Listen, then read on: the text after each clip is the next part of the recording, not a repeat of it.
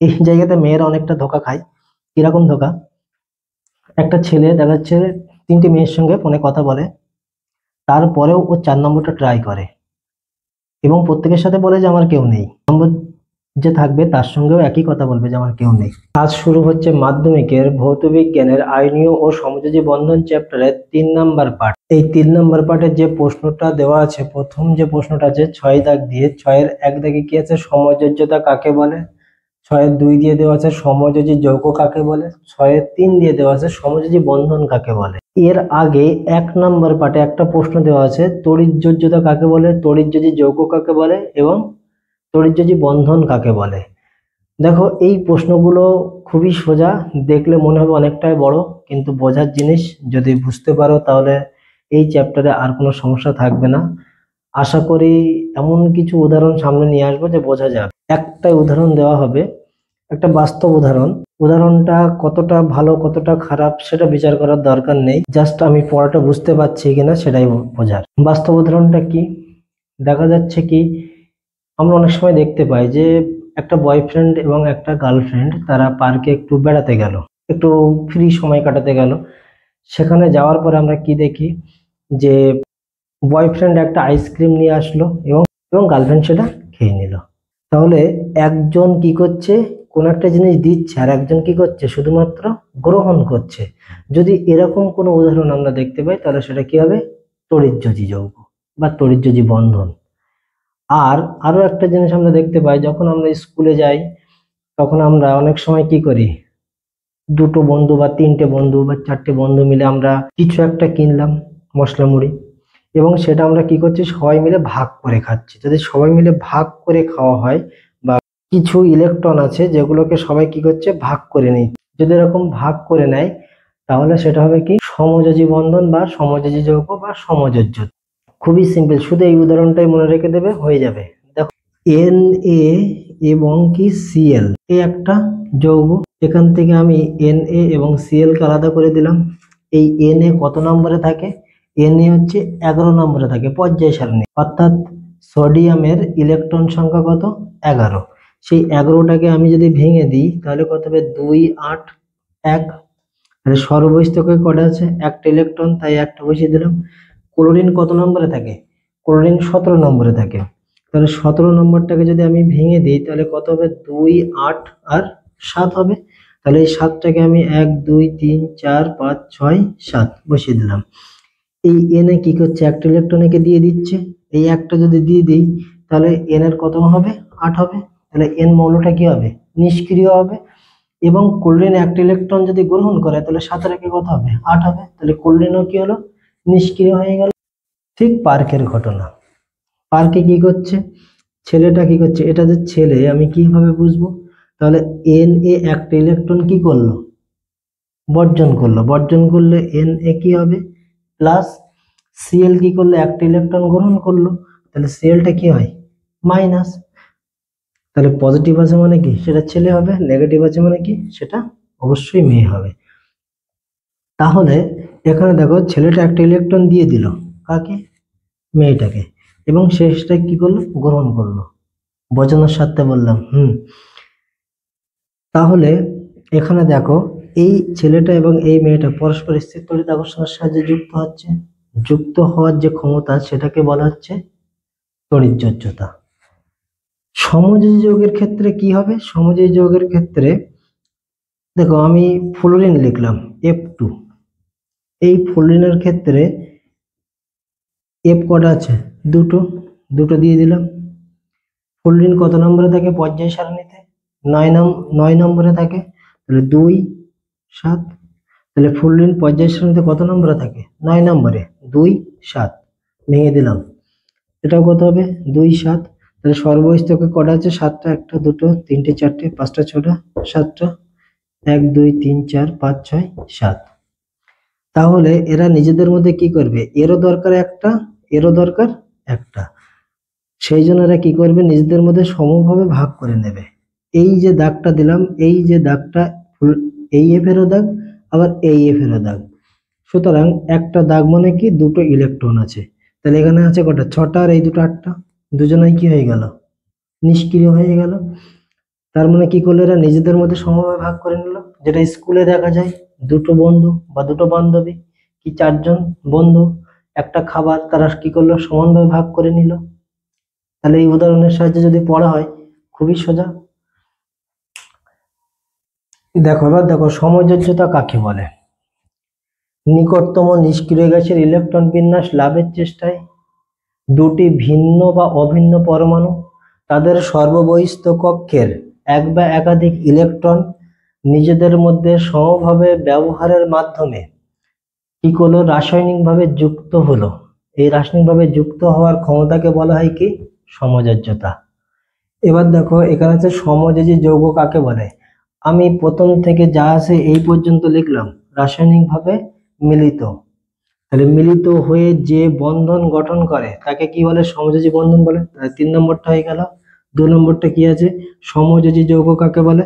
তাহলে এখানে কি, রাসায়নিকভাবে মিলিত হয়ে যে যৌগ গঠন করে তাহলে তাকে কি বলা হয়, সমযোজী যৌগ। তাহলে 2 নম্বরটাও হয়ে গেল। 7 দাগের প্রশ্নটা কি আছে, 7 দাগের প্রশ্ন হচ্ছে সমযোজী যৌগের বৈশিষ্ট্যগুলি লেখো। সমযোজী যৌগের বৈশিষ্ট্য আলাদা করে পড়ার কোনো দরকার নেই। 3 নাম্বার পার্টে যে ভিডিওটি আছে তড়িৎযোজী যৌগের বৈশিষ্ট্য, ওটা পড়ার পরে জাস্ট উল্টো করে দেবো, হয়ে যাবে সমযোজী যৌগের বৈশিষ্ট্য। বেশি পড়ার কোনো দরকার নেই, একই জিনিস শুধুমাত্র উল্টো প্রসেস। কি আছে, ভৌত অবস্থা। তড়িৎযোজী যৌগের ক্ষেত্রে ছিল ভৌত অবস্থা কিরকম ছিল, কঠিন ছিল। সমযোজী যৌগের ক্ষেত্রে কি হবে, কোমল কঠিন, তরল এবং গ্যাসীয় হতে পারে। কোমল কঠিন মানে কি, কঠিনের থেকে একটু নরম। কেন, এখানে ক্যাটায়ন এবং অ্যানায়ন দ্বারা স্থির তড়িৎ আকর্ষণের সাহায্যে দৃঢ়ভাবে আবদ্ধ থাকে না, সেই কারণে কি হবে, অতটা শক্ত হবে না। 2 নম্বর কি আছে, গলনাঙ্ক ও স্ফুটনাঙ্ক। তড়িৎযোজী যৌগের ক্ষেত্রে ছিল কি, গলনাঙ্ক এবং স্ফুটনাঙ্ক বেশি হয়। সমযোজী যৌগের ক্ষেত্রে কি হবে, গলনাঙ্ক ও স্ফুটনাঙ্ক কম হবে। কার তুলনায়, তড়িৎযোজী যৌগের তুলনায়। কেন কম হবে, কারণ হচ্ছে সমযোজী যৌগের ক্ষেত্রে ক্যাটায়ন এবং অ্যানায়ন উৎপন্ন হয় না, বা যদিও হয় খুব অল্প পরিমাণে। সেই কারণে তড়িৎযোজী যৌগগুলিকে পরস্পরের থেকে বিচ্ছিন্ন করতে খুব একটা শক্তির প্রয়োজন হয় না। ঠিক আছে, অ্যাকচুয়াল তড়িৎযোজী যৌগ মানে কি, তড়িৎযোজী যৌগ মানে হচ্ছে একটা ছেলের সঙ্গে একটা মেয়ের রিলেশন। একটা ছেলের সঙ্গে যখন একটা মেয়ের রিলেশন থাকবে তখন সেখান থেকে বিচ্ছিন্ন করতে বেশি শক্তির প্রয়োজন হবে। কিন্তু একটা মেয়ের সঙ্গে একটা মেয়ের রিলেশন, একটা ছেলের সঙ্গে একটা ছেলের রিলেশন, এক্ষেত্রে কি হবে, বেশি শক্তির প্রয়োজন হবে না। তার সমযোজী যৌগের ক্ষেত্রে হচ্ছে একটা মেয়ের সঙ্গে আর একটা মেয়ে, একটা ছেলের সঙ্গে আর একটা ছেলের সম্পর্ক, ছেলে ছেলে মেয়ে মেয়ে সম্পর্ক। সেই জন্য সমযোজী যৌগের ক্ষেত্রে মৌলগুলিকে বিচ্ছিন্ন করতে বেশি শক্তি লাগে না। কিন্তু তড়িৎযোজী যৌগের ক্ষেত্রে একটা ছেলের সঙ্গে একটা মেয়ের রিলেশন থাকে, সেই জন্য ওই মৌলগুলিকে বিচ্ছিন্ন করতে বেশি শক্তির প্রয়োজন হয়। এই যে উদাহরণটা দিলাম জাস্ট বোঝানোর স্বার্থে, কেউ যেন খারাপ ভাবে নেবেন। তড়িৎ পরিবাহিতা 3 নম্বর বৈশিষ্ট্য। তড়িৎ পরিবাহিতা কি, সমযোজী যৌগগুলি গলিত অবস্থায় ক্যাটায়ন অ্যানায়ন উৎপন্ন করে না, অর্থাৎ আয়নে বিয়োজিত হয় না, সেই কারণে তড়িৎ পরিবহন করে না। ব্যতিক্রম হচ্ছে HCl। এই প্রশ্নটা কিন্তু খুবই গুরুত্বপূর্ণ, যে HCl সমযোজী যৌগ হওয়া সত্ত্বেও তড়িৎ পরিবহন করে কেন। তাহলে HCl এর সঙ্গে যদি জল বিক্রিয়া করে তাহলে সেখানে কি হয়, হাইড্রোনিয়াম আয়ন উৎপন্ন হয়। এটা স্পেশাল কেস, হাইড্রোনিয়াম আয়ন উৎপন্ন হচ্ছে এবং সেখানে দেখা যাচ্ছে কি, ক্যাটায়ন এবং অ্যানায়ন উৎপন্ন হচ্ছে। আর এই ক্যাটায়ন আর অ্যানায়ন কি করবে, এই ক্যাটায়ন এবং অ্যানায়ন কি করবে, তড়িৎ পরিবহন করবে। সেই জন্য HCl একমাত্র সমযোজী যৌগ হওয়া সত্ত্বেও তড়িৎ পরিবহন করে। দ্রাব্যতা, সমযোজী তড়িৎযোজী যৌগের ক্ষেত্রে দ্রাব্যতাটা কি বলেছিলাম, যে ধ্রুবীয় দ্রাবকে দ্রবীভূত হয়, মানে জলে দ্রবীভূত হয়। কিন্তু সমযোজী যৌগের ক্ষেত্রে অধ্রুবীয় দ্রাবকে দ্রবীভূত হয়, যেরকম বেনজিন, ক্লোরোফর্ম, ইথার, এই সমস্ত যৌগে। বিক্রিয়ার গতিবেগ, তড়িৎযোজী যৌগে কি বলেছিলাম, যে দ্রুত গতিতে বিক্রিয়া করে, কারণ কি ক্যাটায়ন অ্যানায়ন থাকবে মানে দ্রুত গতিতে যদি কোনো গার্লফ্রেন্ড ফোন করে বলে যে তাড়াতাড়ি অমুক জায়গায় চলে এসো, বয়ফ্রেন্ড কি করবে? ঝড়ের গতিতে যাবে। কিন্তু যদি একটা বন্ধু, একটা ছেলে বন্ধু, সে তার ছেলে বন্ধুকে বললো যে তাড়াতাড়ি চলে এসো, সে কিন্তু অতটা জোরে যাবে না। কারণ কি, দুটো কি আছে, সমজাতীয়। সমজাতীয় হলে অত দ্রুত গতিতে বিক্রিয়া হবে না, অত দ্রুত ছুটবে না। কিন্তু বিপরীত জাতীয় হলে কি হবে, আকর্ষণ বলটা বেশি থাকবে, কুলম্বের সূত্র। 6 নম্বরে কি আছে, সমবায়। তড়িৎযোজী যৌগের ক্ষেত্রে আমরা কি বলেছিলাম, যে তড়িৎযোজী যৌগের ক্ষেত্রে সমবায়তা ধর্ম দেখায় না, সমযোজী যৌগের ক্ষেত্রে সমবায়তা ধর্ম দেখায়। স্বতন্ত্র অণু।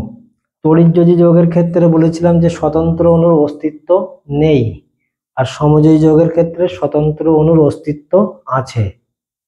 পড়াগুলো সবসময় বাস্তব উদাহরণে পড়বে, দেখবে ভৌত বিজ্ঞান সোজা। পরের প্রশ্ন কি আছে, যে লুইস ডট ডায়াগ্রাম বলতে কি বোঝো? লুইস ডট ডায়াগ্রাম জিনিসটা কি, মানে একটা চিত্র অ্যাকচুয়ালি। কোনো যৌগে সমযোজী বন্ধনের উপস্থিতি বোঝানোর জন্য ইলেকট্রনকে বিন্দু দিয়ে চিহ্নিত করে যে চিত্র অঙ্কন করা হয় তাকে বলা হয় কি, লুইস ডট ডায়াগ্রাম। সেই জন্য এখানে লেখা আছে কি, ইলেকট্রনকে বিন্দু দিয়ে চিহ্নিত করে কোনো যৌগের সমযোজী বন্ধনের উপস্থিতি বোঝানোর জন্য যে চিত্র অঙ্কন করা হয় তাকে বলা হয় লুইস ডট ডায়াগ্রাম। দেখো F2 এর লুইস ডট ডায়াগ্রাম, F2 একটা, তাহলে F কটা আছে এখানে, দুটো আছে, তাহলে এখানে একটা F দিলাম, এখানে একটা F দিলাম।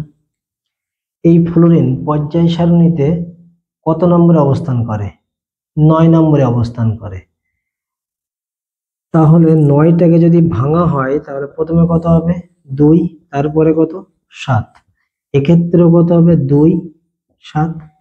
অর্থাৎ ফ্লোরিনের সর্ববহিস্থ কক্ষে 7টি ইলেকট্রন আছে, তাহলে 1 2 3 4 5 6 7। এক্ষেত্রেও 1 2 3 4 5 6 7। তাই কি বলছে, যে ইলেকট্রনকে বিন্দু দিয়ে চিহ্নিত করে, তাহলে বিন্দু দিয়ে চিহ্নিত করলাম, কোন যৌগের সমযোজী বন্ধনের উপস্থিতি বোঝানোর জন্য যে চিত্র অঙ্কন করা হয়, তাহলে একটা চিত্র অঙ্কন করলাম না, এই চিত্রটাকেই বলা হচ্ছে কি, লুইস ডট ডায়াগ্রাম। এই চিত্রটা এখনো পর্যন্ত কি অসম্পূর্ণ আছে। কেন? ফ্লোরিনের কত দরকার, 1 দরকার। কেন 1 দরকার? নিষ্ক্রিয় হওয়ার জন্য। প্রত্যেক মৌল কি চাই, তার সর্ববহিস্থ কক্ষে 8টি ইলেকট্রন থাকুক। এই 8টি ইলেকট্রন থাকলে সেই পরমাণুটা কি হয়, সুস্থিত। সুস্থিত হওয়ার জন্য কি করে, সর্ববহিস্থ কক্ষে ইলেকট্রন সংখ্যা 8 রাখতে চাই। সেই 8 রাখতে গেলে এই ফ্লোরিনের দরকার 1, এই ফ্লোরিনেরও দরকার কত, 1।